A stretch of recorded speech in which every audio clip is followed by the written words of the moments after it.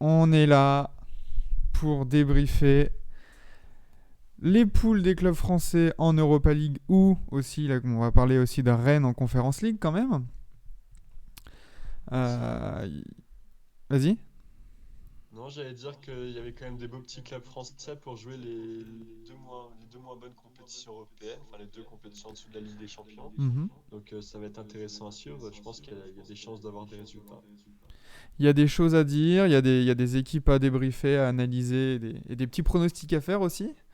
Donc on va pas non plus, on va pas tarder, hein, on va pas faire attendre les clubs, les supporters et nous-mêmes. On va directement passer par le groupe A, qui est le groupe de l'AS Monaco. L'Olympique Lyonnais. L'Olympique Lyonnais, pardon, exactement. Alors vas-y, présente-nous un peu ce groupe. Donc sur le groupe A, on a l'Olympique Lyonnais qui est tiré avec les Glasgow Rangers, qui sont champions d'Angleterre, les Glasgow Rangers de Steven Gerrard. Le Champion Sparta d'Écosse. Prague, Champion d'Écosse. champion d'Écosse, pardon, champion d'Écosse, c'est la mise en route. Le Sparta Prague et puis Brøndby, danois ou suédois Brøndby? Norvégien, pile Ok. entre les deux. Hein, donc, non, norvégien. D'après ce que j'ai vu, c'est les champions de Norvège. Hein, Ok, d'accord. qui sont pas là par hasard, puisqu'ils ont été éliminés en barrage de C1 hein, par Strasbourg. Donc bon, ça vient pas de nulle part quand même, ça se battait pour la Champions League. Et puis, J'ai vu beaucoup de commentaires là depuis hier après-midi disant que c'est un groupe abordable. Attention quand même, parce que bon, on parle quand même des Glasgow Rangers champions. Sparta Prague aussi, qui a été deuxième du championnat tchèque et qui a quand même très bien commencé son championnat avec 4 victoires et un nul en 5 matchs. Attention, équipe en confiance. Voilà, quand on sait que l'Olympique lyonnais, il y a toujours des petits problèmes, même s'ils ont gagné hier. Et puis Brondby pour finir, un chapeau 4. On savait qu'ils allaient tirer une petite équipe. Bon. oui, oui, bon, Brøndby, c'est clair que ça paraît abordable sur le papier. On imagine mal Lyon pas prendre 3 points chez lui à minima contre Brøndby. Après, les déplacements en Europa League, on a déjà vu des clubs français se feuillent lamentablement. On se rappelle même, même des histoires récentes de Lyon en Champions League à Nicosie ou autre. Mm. Donc attention, il n'y a jamais rien de gagné d'avance. Après, un coup qu'on a dit cette banalité, on peut penser que quand même Lyon est grandissime favori de ce Oui. groupe. Comme tu dis, les Rangers, c'est pas hyper facile. Lyon les avait rencontrés en Champions League 2008 et avait perdu à domicile 3-0 contre eux. Mm. Mais on est à une autre époque et non, je pense que Lyon est quand même ouais, favori de ce groupe. Après, à voir les ambitions qu'ils vont mettre et à voir aussi le retard qu'ils auront en championnat, s'ils vont peut-être plus miser sur la Ligue 1 que sur l'Europa League au départ, mais normalement ils vont faire les deux premières places à coup sûr. Oui, oui, oui. Non, là, t'es l'Olympique lyonnais, tu dois forcément viser la première place, même si ça va se taper avec le Glasgow Rangers de Gerrard. Bon, normalement, t'arrives avec des ambitions. Depuis que Bosch il est arrivé, bon, on voit quand même qu'il y a un peu plus d'ambition que les années précédentes avec Genesio, Garcia. À voir comment ça va se traduire aussi là, avec la fin de Mercato. Quelles recrues vont venir. Est-ce que Maxwell Cornet va enfin partir? Parce que ça fait 3-4 jours qu'il y a un accord avec Burnley, mais il est toujours pas parti. Donc voilà. À voir comment ça va se décanter, quel effectif sera en place et, et les dynamiques d'aborder les matchs. Du coup, Est-ce en que parlant tu de ces penses... matchs-là, vas-y. Ouais, j'allais te demander si tu pensais que Lyon faisait de l'Europa League un très gros objectif de sa saison. Bon, Lyon, ils ont toujours bien abordé hein, les Coupes d'Europe. Hein. Ils ont toujours abordé avec sérieux. Donc je pense que l'objectif va être au moins déjà de sortir de la poule obligatoirement. Et après d'avancer un peu, je les vois mal se contenter d'un huitième de finale par exemple, tu vois. Sur une compétition Ouais, comme l'Europa League, un nouvel entraîneur, bon, au moins quart, je après, pense. on a fait la Champions League hier et on a vu qu'il y avait quand même de sacrés clients qui allaient être reversés en Europa League. Moi, pour l'instant, tu vois, Lyon, je les vois faire, par exemple, à toutes les équipes du chapeau 3 de Champions League, par exemple. Donc, aller loin en Europa League, oui, c'est possible. Mais par contre, va quand même falloir sérieusement visser les boulons d'air parce que sinon, ça risque d'être difficile. Déjà, rien que la phase de poule, on arrive à se poser quelques questions sur s'ils sont capables de finir vraiment premier. Parce que, en soi, Prague, c'est pas gagné d'avance non plus. Donc, non, attention, attention. Je suis quand même assez perplexe sur leur début de saison. on parle quand même d'une équipe qui prend 3-0 Angers, qui fait 3-3 chez elle contre Clermont. Au niveau européen, ça peut quand même se traduire par une grosse désillusion. Ah non, mais c'est clair, c'est clair. Faut voir comment ça va se goupiller. Mais bon, c'est loin d'être un groupe facile, mais c'est le plus abordable des trois clubs français, je pense. Honnêtement. Ah oui, ça c'est clair. Voilà, sans Ça c'est aucun clair. doute. Du coup, voilà, on a vu un peu la composition du groupe. On va maintenant voir un peu comment ça va s'organiser au niveau des matchs et du calendrier. Bim, le calendrier de l'OL en Europa League, ça commence déjà direct par un déplacement aux Rangers. Attention, Attention, attention. une défaite ou voilà ou un match, une défaite en ouverture, ça peut être très très très compliqué avant de recevoir Brøndby du coup 2 semaines après au Groupama Stadium. Mais si défaite il y a au premier match, ça peut déjà revêtir une importance assez capitale. Donc attention. Sachant qu'après, du coup, tu auras la double confrontation face au Sparta Prague et que là, il faudra quand même prendre grand minimum 4 points sur ces deux matchs si tu as perdu Mhm. l'aller à Glasgow. Ouais, c'est ça, surtout que bah, tu finis ta phase de poule si t'es lyonnais par la réception des Rangers qui peut peut-être décider de la qualification. C'est pas simple comme calendrier. Franchement, je pense qu'ils auraient signé pour commencer par Brøndby, Sparta Prague et peut-être taper les Rangers là, sur cette charnière match 4-5, enfin 3-4. Mais là, c'est compliqué, ouais. Là, c'est plus compliqué. En plus, bah, les Rangers, du coup, ils sont en Europa League et ils jouent dans un championnat qui est quand même moins difficile. Du coup, ils peuvent se concentrer plus rapidement le week-end sur les matchs qui arriveront, ou alors ils peuvent aussi tout donner le jeudi et se réserver ensuite le week-end. Donc, non, le premier match à Glasgow, très difficile. On sait qu'en plus, il y a une énorme ambiance là-bas. Non, Lyon a l'habitude de ce genre de rendez-vous, certes, mais pas sous-estimé. Puis, je pense que Steve Gerrard va vouloir se montrer à ce niveau-là aussi maintenant en tant qu'entraîneur, hein.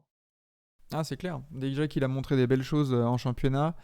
Maintenant, l'étage au-dessus, faut confirmer. Faut voir un peu est-ce qu'il est de la trempe des très bons entraîneurs ou est-ce que ça restera un bon entraîneur de championnat un peu secondaire en Europe.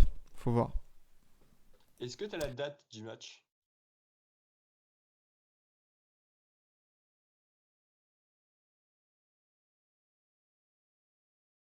D'accord. Est-ce que tu penses qu'en l'état, là, dans l'état actuel, après, là, on est au lendemain du match contre Nantes, que Lyon a gagné 1-0. Est-ce que tu penses qu'en l'état, Lyon peut gagner à Glasgow avec cette équipe-là, cette dynamique? Faut voir si les Lyonnais arrivent à. Parce que là, on va arriver sur la trêve internationale. Et du coup, Lyon aura juste son match 4 jours avant, je crois, le 12 septembre. Mhm. Donc à voir s'ils enclenchent un peu une bonne dynamique entre la victoire hier et une possible victoire juste après en revenant de cette trêve internationale. Peut-être qu'en arrivant avec un peu plus de confiance, 2 semaines pour Bosch pour travailler un peu avec les joueurs qu'il a aussi à disposition, ça peut peut-être le faire. Donc à voir. De toute façon, on sait qu'avec Lyon, c'est un peu tout ou rien là, cette saison. Là, on l'a vu de toute façon hier. Ça a été une très très belle première mi-temps. Et une deuxième mi-temps où Nantes a complètement pris le jeu en main et a très très très a posé beaucoup de problèmes à l'Olympique Lyonnais. Donc à voir. Ouais, ouais, c'est ça. Et puis un autre facteur à pas s'estimer, c'est qu'au Royaume-Uni, les stades sont pleins. Lyon n'aura peut-être pas cette chance, quoique ça commence quand même à aller mieux en France, mais Lyon n'aura peut-être pas cette chance au retour. Donc ça peut aussi jouer.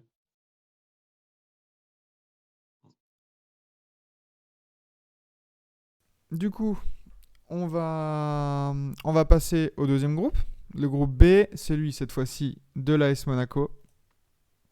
Et voilà, bim, avec Et le PSV Eindhoven, la Real Sociedad et Sturm Graz, les Autrichiens de Sturm Graz. Là aussi, on monte un peu d'un cran. Un groupe un peu plus relevé quand même, avec des noms qu'on a l'habitude de voir dans le circuit européen. PSV Eindhoven, Real Sociedad. Compliqué pour Monaco. le groupe, il est quand même déjà moins marrant que celui de Lyon. Là, on avait parlé hier de Séville pour Lille en disant que les clubs espagnols étaient très difficiles à jouer pour nous parce qu'ils sont plus techniques que nous, plus vifs. Ben, je trouve que c'est un petit peu ce à quoi Monaco peut susceptiblement se heurter face à la formation basque. Et puis on a le PSV Eindhoven de Mario Götze, de Philippe Max aussi, qui sont deux joueurs internationalement. PSV Eindhoven qui est quand même encore une équipe solide, qui a disputé la Ligue des Champions il n'y a pas si longtemps que ça. Non, Monaco n'a pas été gâté et c'est un peu lâche-cou, hein, parce qu'ils sont à deux doigts de passer en Champions League.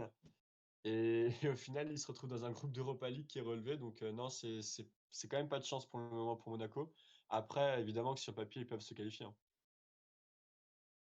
Ah, bah c'est certain, mais c'est vrai qu'en plus, quand on associe un peu ce groupe un peu relevé avec la Sociedad et le PSV, bon, je tombe grâce de côté parce que en étant voilà un peu plus petit, mais bon, c'est vrai que c'est pas facile en voyant aussi leur performance en championnat Monaco, hein.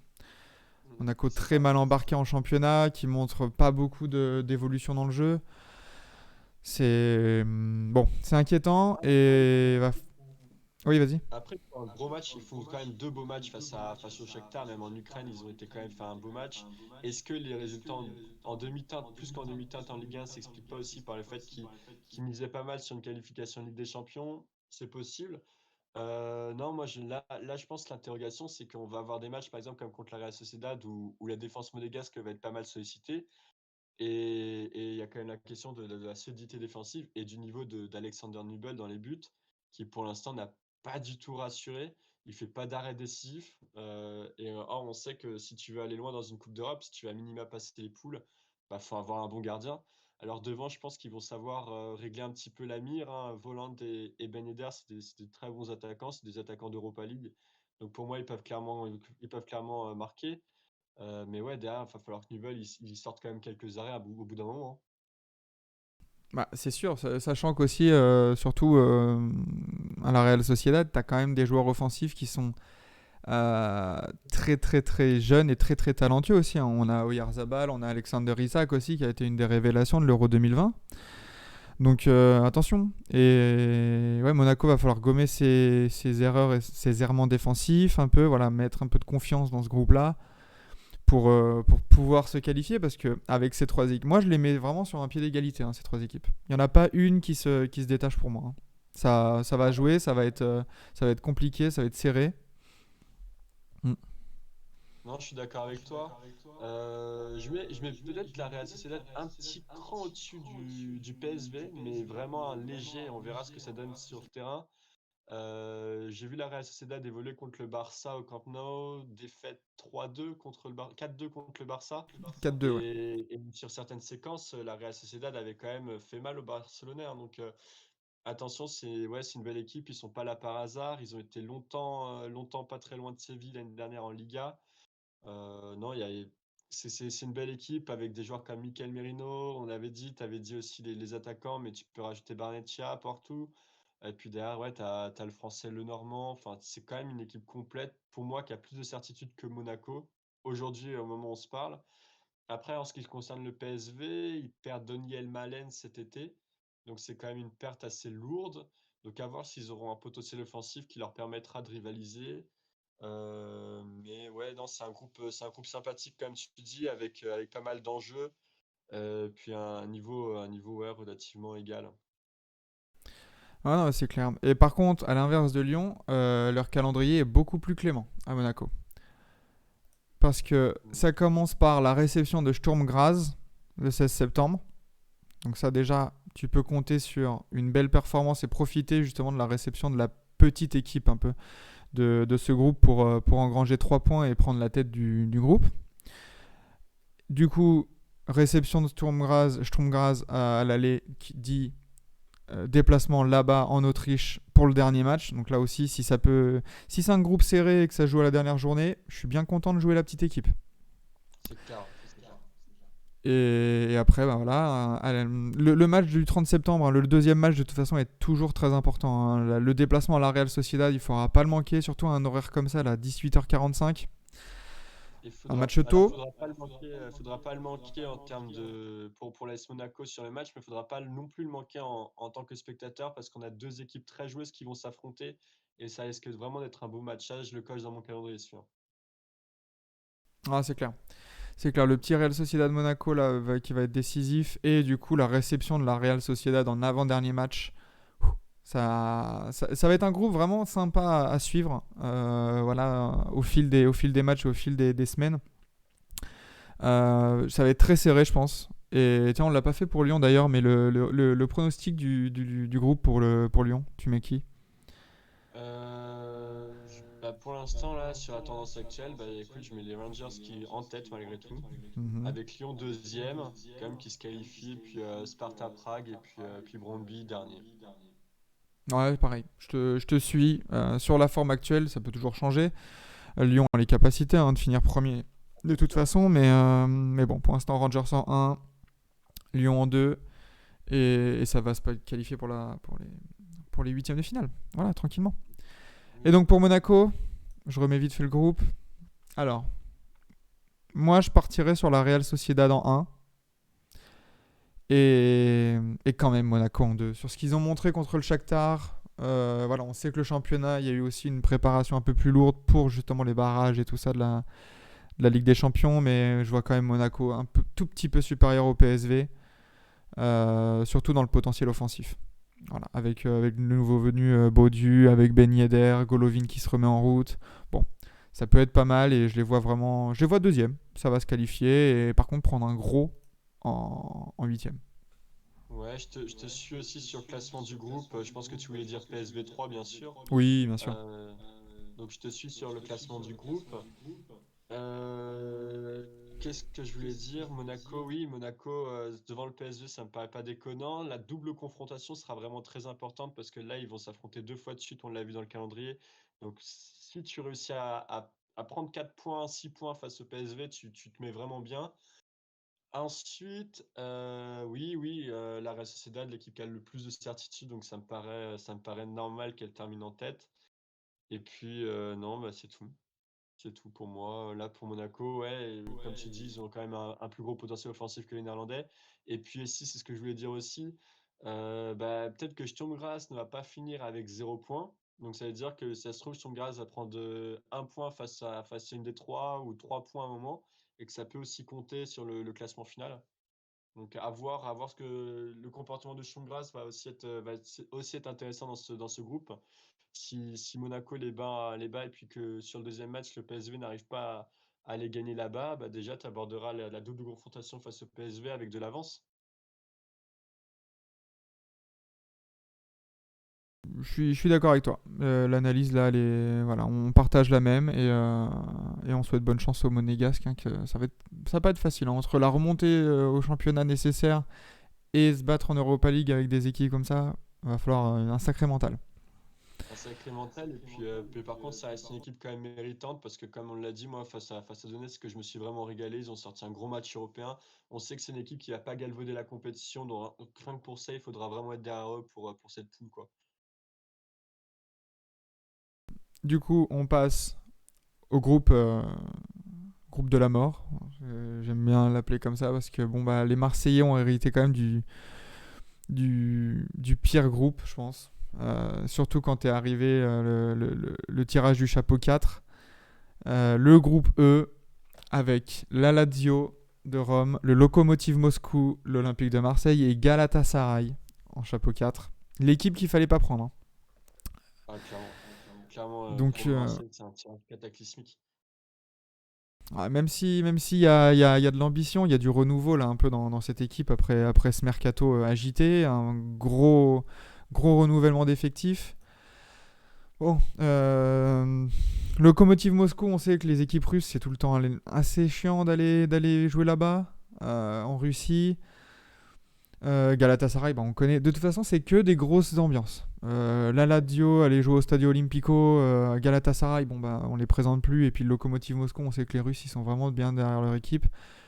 Donc là, jouer dans des grosses ambiances, dans des terrains pas faciles, qui sont habitués aussi à la Coupe d'Europe, c'est vraiment le groupe le plus relevé, je trouve, en global de cette Europa League.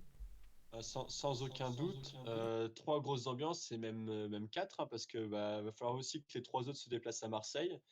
Marseille, c'est aussi habitué à la Coupe d'Europe. Le Vélodrome va être content de voir une équipe qui a des ambitions, qui sait jouer au foot. Pour l'instant, il n'y a rien à dire sur le niveau de Marseille sur ce début de saison. Non, évidemment, groupe de la mort, la Lazio très forte en Serie A, Lokomotiv Moscou qui joue la Champions League l'année dernière, qui avait posé des gros problèmes à l'Atlético et au Bayern en poule. Et puis, bon, bah, Galatasaray, peut-être l'équipe la moins forte, hein, paradoxalement, hein, sur les quatre. Hein. Ouais, parce que Galatasaray, bon, bah, c'est une équipe où on sait qui est habituée avec Fatih Terim, hein, qui est là depuis des dizaines d'années maintenant. Enfin, j'exagère un peu, mais voilà, qui est à la tête de l'équipe. Et puis avec des joueurs un peu sur le déclin, mais toujours des joueurs d'expérience. Ouais. Il y a toujours Falcao, Ryan Babel qui est encore là, Fernando Muslera dans les buts, et Arda Touran aussi. Donc voilà, des joueurs qui sont habitués à ces rendez-vous-là, que les grosses ambiances, ça leur fait pas peur du tout. Bon, va falloir être solide pour Marseille. Ça aurait pu être un groupe de Ligue des Champions, hein. Quand tu vois les Ça, noms. bah, quand tu vois certains groupes de Ligue des Champions, même, enfin, un ou deux groupes de Ligue des Champions, tu te dis que c'est pas déconnant. Quand tu as le groupe de Lille en Champions League et le groupe de Marseille en Europa League, est-ce que celui de Marseille est vraiment plus simple? C'est pas dit, hein. Ah non, non, c'est pas dit du tout, hein. Donc voilà, ouais, ça va être compliqué pour Marseille, mais avec la nouvelle impulsion qu'il y a là de cette saison, je pense qu'ils peuvent quand même faire un truc. On verra après les ambitions des clubs français, mais voilà. On passe sur le calendrier. Bim, l'Olympique de Marseille va commencer sa campagne européenne par un déplacement au Lokomotiv Moscou le 16 septembre. Bon, C'est déjà bien un déplacement compliqué, quoi. Oui, déjà un déplacement compliqué, mais c'est mieux de prendre les Moscovites en septembre que de les prendre au début de l'hiver. Donc sur ça, Marseille s'en tire pas trop mal. Moi, ça, c'est un début qui me va, hein. Je préfère ça plutôt que d'aller à Rome, où eux, direct, ils vont vouloir te montrer qu'ils vont finir premier. Donc non, non, autant commencer à Moscou. Je pense qu'il y a un petit truc à ramener, surtout en revenant de la trêve. Tu peux ramener un point, tu peux même peut-être aller chercher la victoire. Ça va, c'est pas le pire début selon moi. Ouais, puis là, surtout le gros avantage là, de ce calendrier, c'est que après, tu peux recevoir Galatasaray et la Lazio de suite. Donc là, d'ores et déjà, tu peux taper du poing sur la table et finir la phase allée des groupes en mode, voilà, on finit la phase allée, on a 6 points, on a 7 points. Ouais. Voilà. Et tu te mets vraiment très bien pour la qualification et tu peux aborder le déplacement à la Lazio et à Galatasaray un peu plus sereinement, recevoir le Lokomotiv Moscou au cas où pour entériner ta qualification, mais voilà. Déjà là, c'est deux matchs à domicile de suite. Va falloir ramener au moins 4 points. Oui, oui, je partage ton avis. Là, comme ça, si tu divises dans trois blocs face aux deux confrontations face à chaque équipe, face à Moscou, je pense qu'il faut prendre le dessus. Donc, ça veut dire tu prends au moins 4 points et après, face aux deux autres, tu essaies de faire à peu près jeu égal. Donc, face à la Lazio, essayer de faire 2 points ou alors 3 points, 3 points, mais pas prendre de retard. Si tu arrives à sortir de la confrontation, de la double confrontation hein, contre la Lazio à la deuxième place du groupe ou avec un nombre de points qui est assez proche, derrière tu reçois le Lokomotiv Moscou, donc tu peux aussi aller faire un coup à Galatasaray. Donc non, pour moi, le pivot là, contre la Lazio est vraiment, vraiment décisif. Je suis d'accord avec toi. Le pivot Lazio, vraiment, ça va peut-être même déterminer. Je pense que c'est un groupe où ça va être tout ou rien, où la moindre défaite ou le moindre point perdu peut te faire descendre de la première à la troisième place directement. Je pense que l'équipe la plus régulière et celle qui va être la plus intraitable à domicile va passer. Je pense que Ouais. la dimension être à domicile, être supporté par son public, surtout avec ces équipes-là, ça va être très très très important. Et bon, là-dessus, le public marseillais, on sait qu'il répond assez bien à chaque fois en Coupe d'Europe. Donc j'attends vraiment de voir ces ambiances-là et voir ce que Sampaoli va nous proposer comme jeu, hein, de toute façon. Ouais, et puis, ouais, ouais, totalement. Et puis justement, il va falloir lui donner un os à ronger à ce public marseillais. Donc, ça veut dire que si tu arrives à bien débuter contre Lokomotiv, derrière, tu peux créer un début dynamique en recevant Galatasaray. Si tu reçois la Lazio sur le troisième match avec peut-être 6 points ou 4 points, tu peux vraiment avoir une ambiance de malade mental qui te porte face à la Lazio et derrière, voilà, tu prends la dynamique positive avec toi. Donc le début, là, les deux premiers matchs, il faut vraiment pas les perdre. Si Marseille, c'est possible un début cataclysmique où tu prends 0 point ou aucun point sur ces deux matchs. Et là, derrière, ce sera dur de renclencher la machine contre la Lazio. Mais si tu fais un bon départ, l'épopée peut prendre début assez rapidement. Ah, c'est clair, et puis surtout, quand tu parles d'os à ronger pour le peuple marseillais, on se souvient de la campagne de Ligue des Champions de l'année dernière.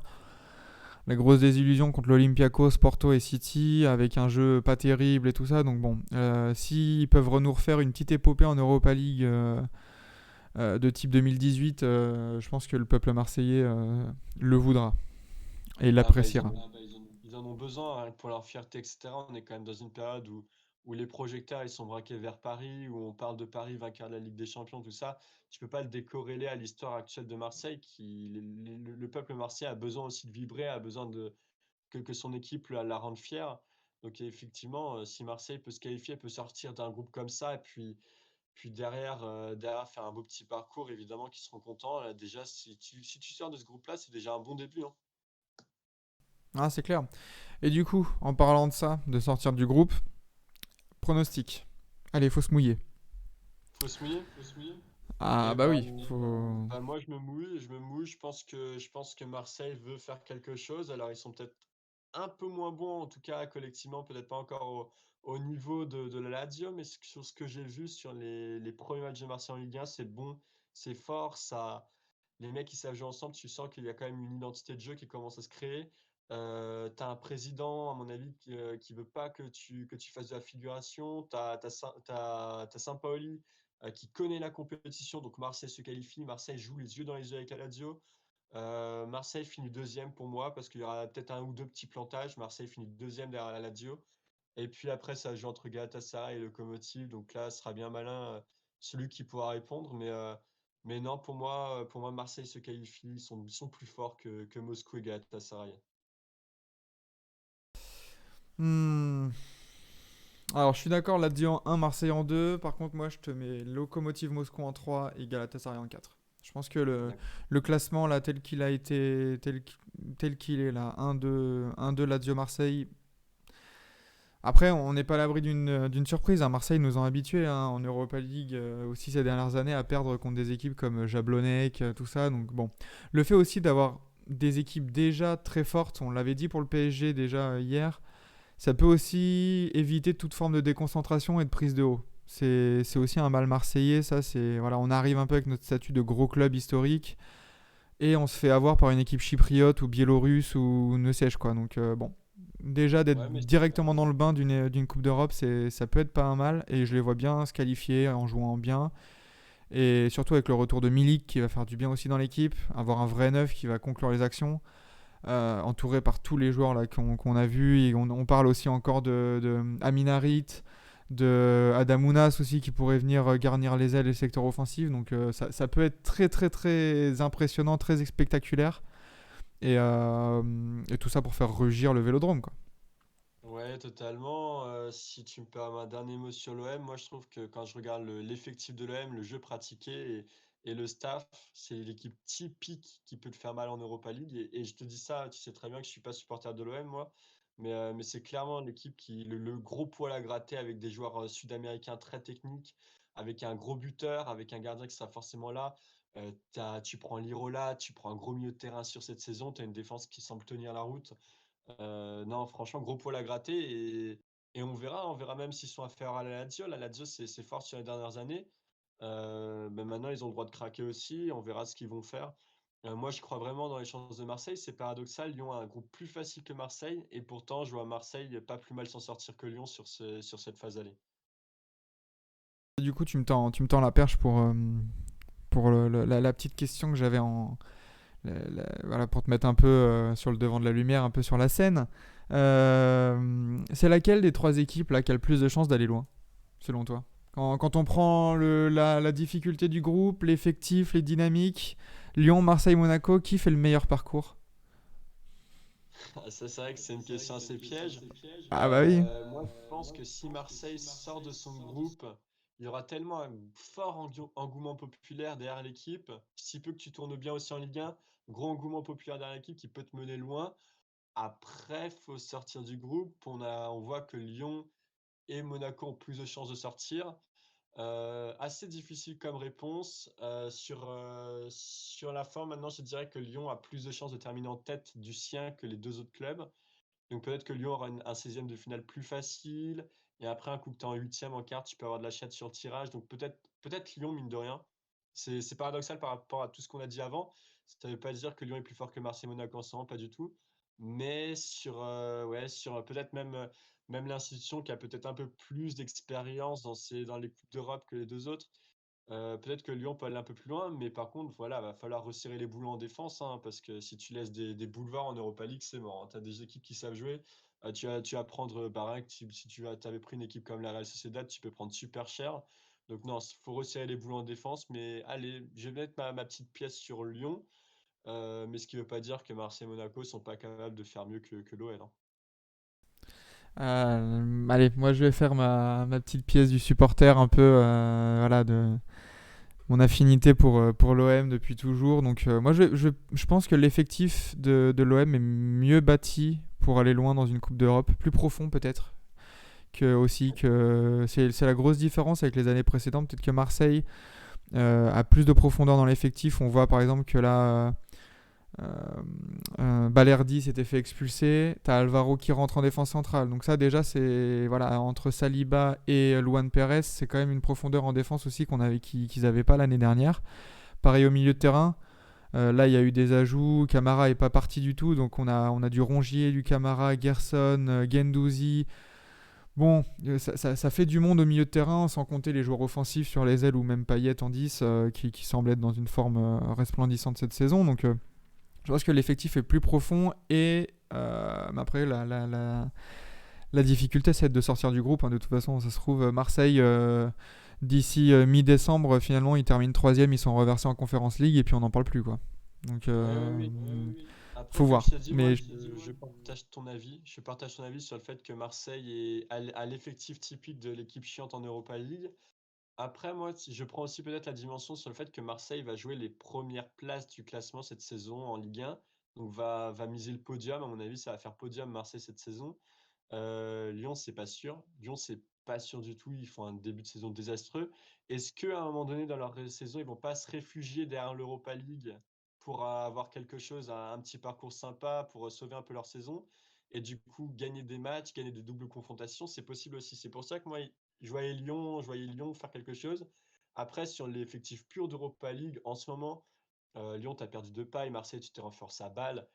Marseille, ouais, sur l'effectif pur, a plus de chances que Lyon de faire un gros parcours. Si t'avais juste cette compétition à jouer, Marseille serait plus favori que Lyon. c'est sûr, c'est sûr. Du coup, pour terminer, un petit mot quand même sur Rennes, hein, qui inaugure pour le football français cette nouvelle Coupe d'Europe, là, la Conference League.